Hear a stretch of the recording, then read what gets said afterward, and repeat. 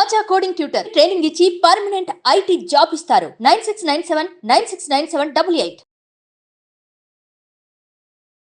నమస్తే, welcome to Suman TV. నేను మీ Suman TV Usha. Girls call boys ఈ మధ్య కాలంలో మనం చాలా ఎక్కువగా దీన్ని చూస్తున్నాం.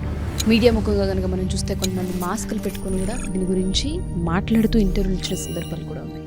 కానీ ఈ పనిలో కనుక మనం చూస్తే చాలా మంది టీన్స్లో ఉన్న పిల్లలు, దాంతోపాటు 20 ఏళ్ళు, 21, 22 ఏజ్ ఉన్న పిల్లలే చాలా ఎక్కువగా కనిపిస్తున్నారని చెప్పొచ్చు. ఈ ఏజ్లో వాళ్ళకి ఎందుకు ఈ పని పైన ట్రిగర్ అవుతుంది, దీన్ని ఎందుకు ఎంచుకుంటూ ఉన్నారు, దీనికి సంబంధించిన పూర్తి వివరాలు ఏంటి మన వాటిపైన మాట్లాడడానికి మనతో పాటు హైకోర్టు అడ్వకేట్ అలగిరి రవీంద్రనాథ్ గారు ఉన్నారు. ఆయన అడిగి తెలుసుకుందాం.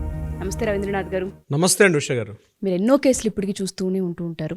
కొన్ని మీ దాకా వస్తూనే ఉంటుంటాయి, కొన్నిటి గురించి మీరు మాట్లాడుతూనే ఉంటుంటారు. గర్ల్స్ అండ్ కాల్ బాయ్స్ వీటి గురించి కనుక మనం చూస్తే, ఏజ్లో చాలా చిన్న పిల్లలు, లైఫ్లో సెటిల్ మంచిగా అవే స్కోప్ ఉన్న ఏజ్ పిల్లలు ఈ వృత్తిని, అంటే ఈ పనిని ఎందుకు ఎంచుకుంటున్నారు, ఇటువైపే ఎందుకు వెళ్తూ ఉన్నారు, ఇదే పనిగా ఎందుకు దాని మీద ఎక్కువ మక్కువ చూపిస్తున్నారు అంటారు? ఎక్కడికి వెళ్తోంది దేశం, ఏమైపోతుంది, హిమశైల శిఖరం పైక పాతాల కుహరంలోక అన్నారు సినారే గారు ఒక సందర్భంలో.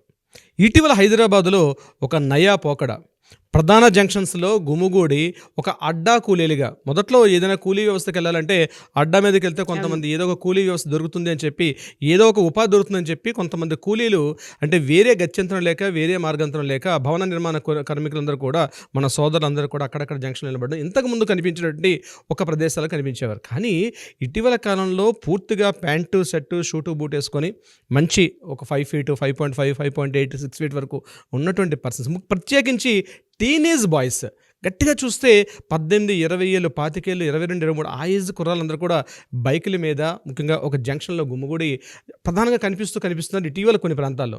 దీని మీద కొంత ఆరా తీసి ఎందుకు ఇక్కడ స్టూడెంట్స్ ఉన్నారంటే, విస్తుగొలిపే నిజాలు, భయంకర నిజాలు కొన్ని వెలుగులోకి వచ్చాయి ఉష గారు. ప్రధానంగా ఏమిటి అని ఆరా తీస్తే అక్కడ వాళ్ళు చెప్పిన మాటలు వింటే అర్థమైంది ఏంటంటే, వాళ్ళు మేల్ ప్రాస్టిట్యూట్స్. దీనికి సంబంధించి మనం కాస్త కొన్ని విషయాలు వెతుకులాడి వెళ్తే, ఇటీవల కొన్ని యూట్యూబ్ ఛానల్స్లో కూడా కొంతమంది మాస్కులు పెట్టుకొని, మేము పలానా చోటికి వెళ్ళాం, ఇంత ఇన్కమ్ తీసుకొస్తున్నాం, మేము ఆ పని చేస్తాం, మాకు ఇంత ఇన్కమ్ వస్తుంది అని చెప్తూ వాళ్ళు మాస్క్ కట్టుకొని షేడ్లో వెళ్ళి ఇంటర్వ్యూస్ ఇస్తున్నట్టు కొన్ని వీడియోస్ కూడా మనకి యూట్యూబ్లో లభించడం చూసాం. ఇది ప్రధానంగా ఒక హైదరాబాద్ నగరమే కాదు, బెంగళూరు, ముంబై లాంటి ప్రధాన నగరాల నుంచి ఇది అడాప్ట్ చేసుకుందా హైదరాబాద్ అన్నట్టుగా ఉంది. ప్రధానంగా ఈ టీనేజ్ కుర్రాలు, ఇంజనీరింగ్ కాలేజ్ స్టూడెంట్స్ కావచ్చు, మెడికల్ కాలేజ్ స్టూడెంట్స్ కావచ్చు, వీళ్ళందరూ కూడా మనకి ఆ జంక్షన్లో కొంతమంది సాఫ్ట్వేర్ ఎంప్లాయీస్ కూడా ఆ జంక్షన్లో కాస్త హ్యాపీగా నవ్వుకుంటూ, స్మోక్ చేసుకుంటూ, అయితే కాసేపు గమనించిన తర్వాత అక్కడికి కొంతమంది కార్లో రావడం, వచ్చేదో మాట్లాడుకోవడం, బేరసారాలు ఆడడం, ఇమ్మీడియట్గా వాళ్ళందరినీ కార్లో తీసుకుని ప్రత్యేకంగా వెళ్ళడం. ఇది ఒకప్పుడు అమ్మాయిల్లో కనిపించేటువంటి కొన్ని వీధి చివర, ఊరి చివర ఉన్నటువంటి కొన్ని ఏరియాలో మనం ఇప్పుడు కనిపించేది. కానీ ఇటీవల కాలంలో హైదరాబాద్లో, అది ప్రధాన నగరాల్లో, ప్రధాన జంక్షన్స్లో ఒక చాటుమాటు వ్యవహారంగా నడుస్తున్నటువంటి ఈ వ్యవహారాలు చూస్తుంటే, రాబోయే తరం ఏమైపోతుంది, యూత్ ఎట్టిపోతుంది అన్నటువంటి ఒక భయంకరటువంటి ఆ నిజాలు తెలుస్తుంటే హృదయం తట్టుకోలేక బహుశా మీతో మాట్లాడాల్సిన పరిస్థితి వస్తుంది ఉష గారు. దీనిపైన ప్రధానంగా మనం చర్చించుకోవాలంటే ఉష గారు, ఆ వీడియోలందరూ చూసిన తర్వాత, కొంతమంది మాట్లాడిన తర్వాత, అందులో కొంతమంది మాట్లాడిన తర్వాత, ఎందుకు ఈ రంగంలోకి వస్తున్నారు, ఎందుకు ఇదే వృత్తిగా తీసుకుంటున్నారు, వృత్తి అనే పదం తప్పు, నేను యాజ్ బీయింగ్ ఎన్ అడ్వకేట్గా దీన్ని ఒక ప్రొఫెషన్ అని వాడను, కానీ అట్లా దాన్ని వాడుతున్నారు. యాక్చువల్గా వీళ్ళు ఏంటంటే కాల్ బాయ్స్ అని వాడరు, యాక్చువల్గా లీగల్ టెక్నాలజీలో జిగ్లూస్ అని వాడతారు. జిగ్లూస్ అంటే almost anti word of the prostitute వాడికి మెయిల్ చేసినట్లయితే వాళ్ళని జిగ్లూస్ అని వాడతారు. వాళ్ళ గురించి మనం మాట్లాడుకుంటాం ఈ ఎపిసోడ్ ద్వారా. ప్రధానంగా ఎందుకు వెళ్తారు వీళ్ళందరూ కూడా, ఈ ఏజ్ బాయ్స్ ఎందుకు వెళ్తున్నారు అంటే, ప్రధానంగా మనకు 5 కారణాలు కనిపిస్తున్నాయి ఉష గారు. ఒకటి, నెంబర్ 1, సరైన విధంగా పేరెంట్స్ యొక్క అజమాయిషీ లేకపోవడం, వాళ్ళ మీద అదుపాజ్యం లేకపోవడం, పేరెంట్స్ కంట్రోల్ లేకపోవడం.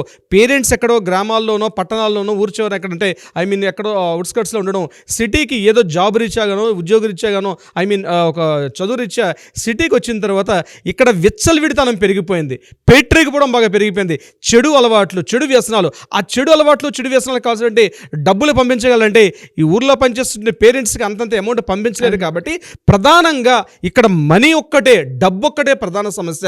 డబ్బు సమస్య, చదువుకోవడానికి కష్టపడి పేరెంట్స్ అమౌంట్స్ పంపిస్తారు. ఇక్కడ మా వేడి ఉద్యోగం చేసుకుంటాడు, సాఫ్ట్వేర్ ఎంప్లాయీస్ చేస్తున్నాడు, లేదా మరొక రంగం ఉద్యోగం చేసుకుంటాడని చెప్పి అక్కడ గ్రామాల్లో, పట్టణాల్లో వాళ్ళ పేరెంట్స్ అనుకుంటే, ఇక్కడ ఈ అబ్బాయిలు వచ్చి చేస్తున్న పని ఏంటి అంటే, ఈ వెధవ రొంపిలోకి దిగి తమ జీవితాన్ని పూర్తిగా నాశనం చేసుకుంటున్నారు నేటి యువతరం. అయితే ఎందుకు? డబ్బు ఈజ్ ద ప్రధాన సమస్య. అన్నింటికీ ప్రధానం డబ్బే. ఆర్థిక సంబంధాలు అన్నట్టుగా డబ్బే ప్రధాన సమస్య. ఎందుకు డబ్బు ప్రధాన సమస్య? విచ్చలవిడితనం పెరిగింది, చెడు వ్యసనాలు, చెడు అలవాట్లు, వీటికి అమౌంట్ కావాలి. వీటి కోసం అని చెప్పి వీడు తప్పుదో మార్గం పట్టడం.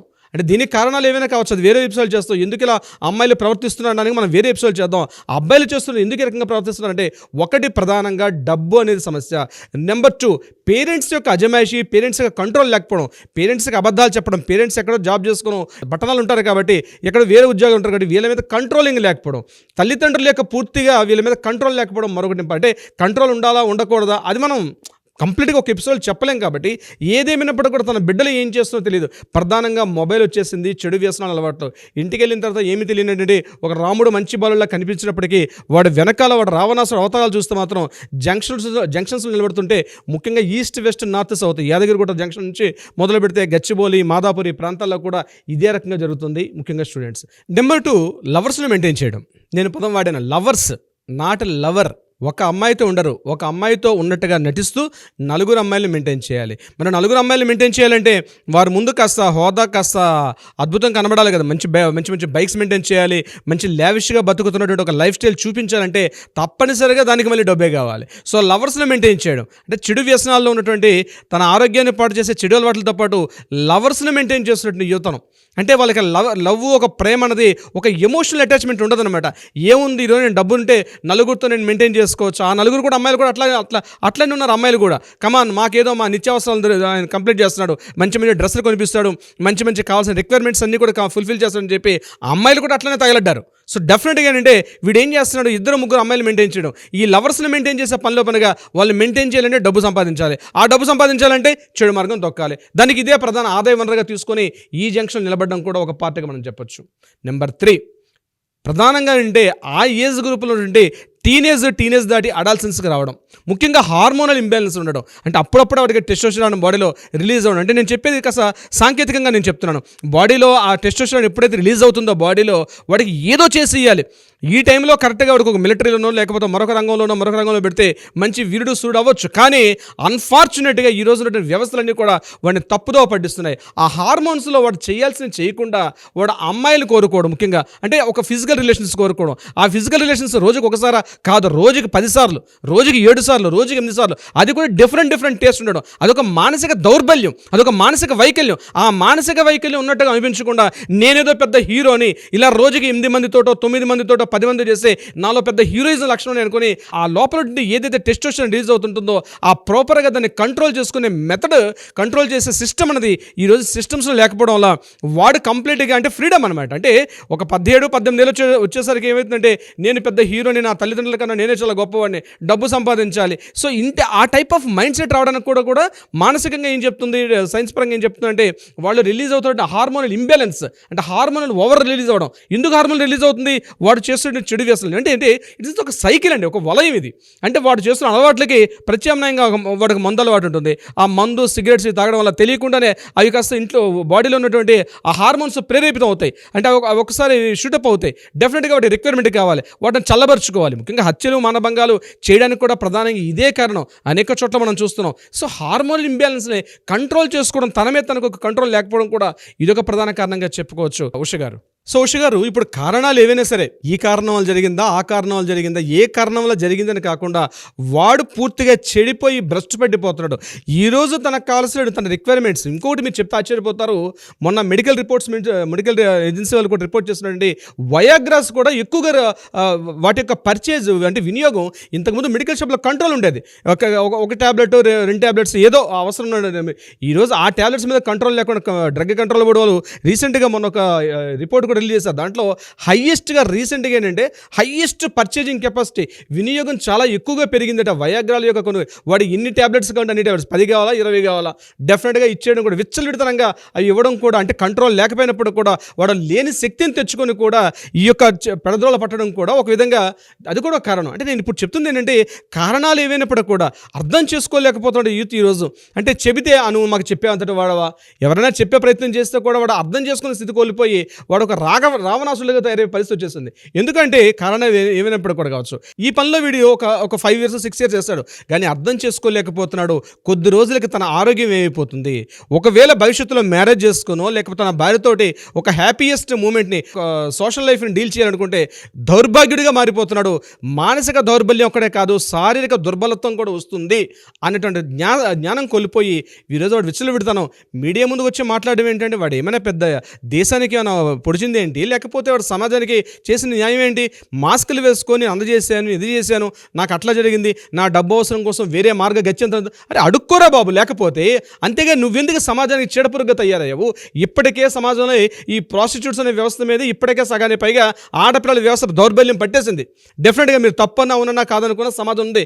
దాన్ని మరలా ఈ మేల్ ప్రాస్టిట్యూట్స్ తయారైన తర్వాత ఈ వ్యవస్థ రాబోయే ఇంకొక 20 సంవత్సరాలు ఏమవుతుందని చెప్పి విజ్ఞులు గొప్ప భయపడుతున్నారండి. సమాజం ఏమైపోతుంది, మన పిల్లల భవిష్యత్ తరాలకి మనం ఏం అందజేస్తున్నాం అన్న విషయం మీద. ముఖ్యంగా టీనేజ్ కుర్రవాళ్ళు ఇటువంటి పనిలో ఈ రొంపిలో దిగడం వల్ల తాత్కాలిక ఆనందం తప్ప రేపటి భవిష్యత్తులో మాత్రం మీరు పూర్తిగా కొత్త వ్యాధులు, కొత్త వైరస్లు మీకు వచ్చి మిమ్మల్ని మీరు కోల్పోయి మిమ్మల్ని మీరు గుర్తుపట్టలేని స్థితిలోకి వచ్చే ఇటీవల చూస్తున్నాం చైనా నుంచి కొత్త వైరస్లు. ఇవన్నీ ఎందుకు వస్తున్నాయి?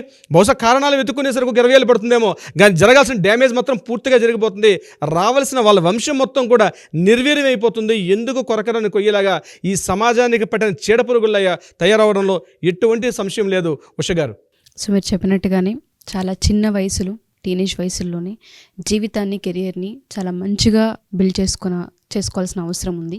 ఆ ప్రాసెస్లో ఏం ట్రిగర్ అయ్యి ఇటువైపు వస్తుందో తెలియదు, కానీ మీరు చెప్పిన కొన్ని పాయింట్స్ ప్రకారం చూస్తే డబ్బే ప్రధాన లక్ష్యంగా పెట్టుకొని వాళ్ళ కొన్ని ట్రిగర్స్ అటువైపు నడిపిస్తున్నాయని అనుకోవచ్చేమో. ఎవరైనా సరే ఈ వీడియోస్ చూసిన తర్వాత చాలామంది మేము ఇటువైపు వెళ్ళి ఇప్పుడు బయటికి రావాలనుకుంటున్నాము, మానసికంగా ఒత్తిడికి గురి అవుతూ ఉన్నాము, అనుకోకుండా ఇటువంటి పనికి అలవాటు పడ్డాము, ఇప్పుడు మేము కెరియర్లో, లైఫ్లో ఇటువంటి హ్యాబిట్ని తీసేయాలనుకున్నాం అనుకునే వాళ్ళకి మనం ఏదైనా కౌన్సిలింగ్ చేసే అవకాశం ఉంటుంది అంటారా? తప్పనిసరిగా ఉష గారు, దీనికి సంబంధించి యూత్ ఎవరైనా సరే కింద స్క్రోల్ అవుతున్న నెంబర్ని కాంటాక్ట్ చేయగలిగితే న్యాయపరంగా కావచ్చు, ఒకవేళ రొంపులో పడిపోయి బయటికి రాలేక ఏదో రకాల సమస్యలు ఇరుక్కుపోయి కొంతమంది చెప్పుకోలేరు, చాలామంది ఉంటారు. అట్లాంటి వాళ్ళు ఎవరైనా సరే కాంటాక్ట్ చేయగలిగితే వాళ్ళ వివరాలు చాలా గోప్యంగా ఉంటే డెఫినెట్గా వాళ్ళకి న్యాయపరంగా సలహా చేయగలుగుతాం. లేదు వాళ్ళకి కాస్త మెంటల్గా ఇటువంటి ఏదైనా సపోర్ట్ కావాలి, ఒక సపోర్ట్ కావాలనుకున్నా కూడా డెఫినెట్గా మన దగ్గర సైకియాట్రిస్టులు కావచ్చు, వీళ్ళ ద్వారా కూడా మనం డెఫినెట్గా వాళ్ళకి కూడా మనం ఒక రిలీఫ్ అయితే డెఫినెట్గా దొరుకుతుంది. ఈ వీడియో చూసిన వాళ్ళు ఎవరైనా సరే కింద కాంటాక్ట్ అవుతున్న స్క్రోల్ అవుతున్న నెంబర్ని కాంటాక్ట్ చేయగలిగితే డెఫినెట్గా మేము అంటే చాలామంది ఏంటంటే ఉష గారు, మేము ఏదో తెలియకుండానే ఇందులో వెళ్ళిపోయాం, తెలియకుండానే ఈ ఊబిలో దిగిపోయాం, బయటికి రాలేకపోతున్నాం అన్నటువంటి వాళ్ళని గుర్తిస్తే అటువంటి వాళ్ళు ఎవరైనా దీనికి కాంటాక్ట్ చేయగలిగితే డెఫినెట్గా వాళ్ళకి మరలా back to the routine life అన్నట్టుగా వాళ్ళని మరలా వెనక్కి తీసుకువెళ్ళి రెగ్యులర్ లైఫ్ని డీల్ చేసే విధంగా మనం ఖచ్చితంగా సపోర్ట్ చేయగలుగుతాం ఉష గారు. సో ఎవరైనా సరే మా ఈ వీడియో కనుక చూస్తే తెలుసో తెలియకో మేము దీనికి అలవాటు పడ్డాము, మాకు తెలియకుండానే ఈ రూట్ వైపు మేము వెళ్ళిపోయాము, ఇప్పుడు బయటికి రావాలనుకుంటున్నాం, మాకు మానసికంగా సపోర్ట్ కావాలి, మేము దీని నుంచి బయటపడాలంటే ఏ విధంగా అనుకునే వాళ్ళకి కౌన్సిలింగ్ ఉంటుంది. న్యాయపరంగా ఏదైనా సరే ప్రాబ్లమ్స్ ఉని మీకు సలహాలు కావాలి అనుకున్న రవీంద్రనాథ్ గారు హెల్ప్ చేస్తారు. కింద స్క్రోల్ అవుతున్న కాంటాక్ట్ నుండి కాంటాక్ట్ చేస్తే టీం మీకు పూర్తి వివరాలు అందిస్తారు. Thank you sir, thank you so much. Thank you so much Usha గారు.